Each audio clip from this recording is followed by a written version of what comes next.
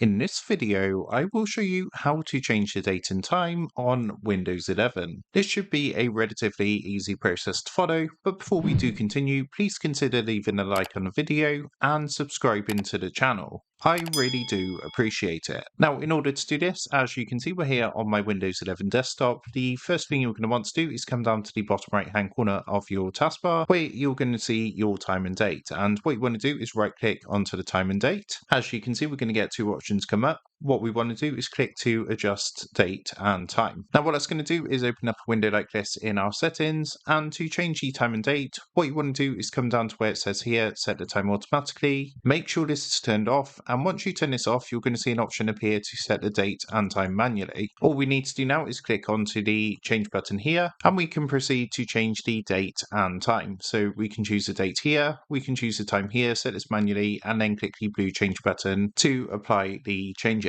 So that is how to change the date and time on Windows 11. With that being said, I hope this quick tutorial did help you out today. And if this did help you out, I would really appreciate it if you was to consider dropping down below the video, leaving a like, and also subscribing to the channel. With that being said, I just want to take a minute to thank you guys for watching this quick tutorial, and I will see you in the next video.